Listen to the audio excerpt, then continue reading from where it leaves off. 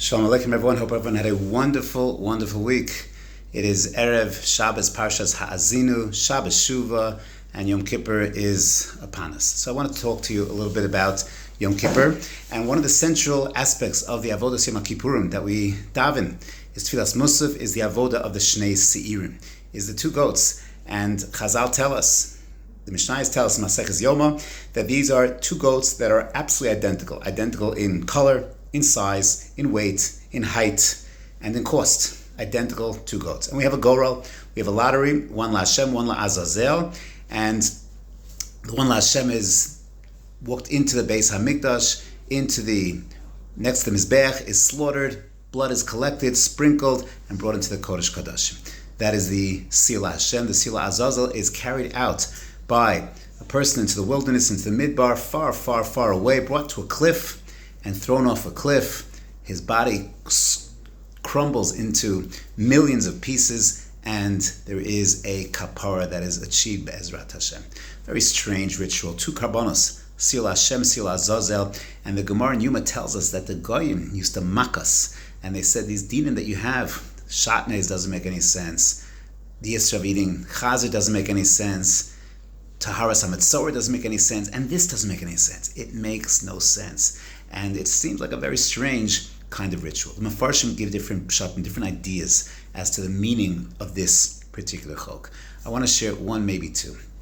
Let's start with Rav Shamshon Fal Hirsch. He suggests a fascinating idea, and that is that the difference between, and I see this all the time, I see boys coming to yeshiva, and you can have a boy from the same exact high school, same camps, same community, in the same shir, but their whole year will be very different.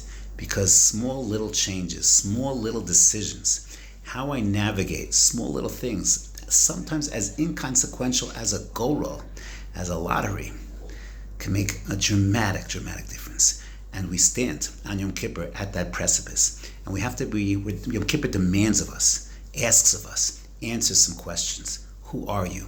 What are you?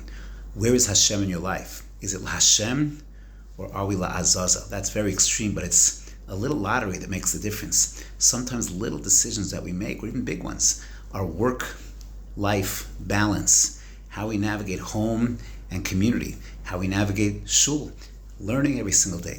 These things, which might seem, what's the big deal? 5 mishnayos a day, an amud yomi, a daf yomi, what's the big deal? But if it accumulates day after day after day, it makes an enormous difference. That, says Rav Hirsch, is the message of Sa'ila Hashem, Sa'ila Azazel, is sometimes very little moves can make a world of difference.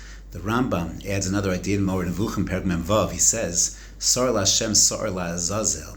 So all year long, we kind of negotiate with our good and bad sides. We kind of finesse things. We do our best, but we recognize there are things in our lives that probably are deleterious to our avodas Hashem and our connectivity to HaKadosh Baruch Hu. Yom Kippur asks us, no, things are black and white. Things are crystal clear. It's either good or it's bad. It's either emes or it's sheker. It's tov or it's ra. It's la Hashem or la Azazel. And that avoda wants to instill in us a message. Come clean.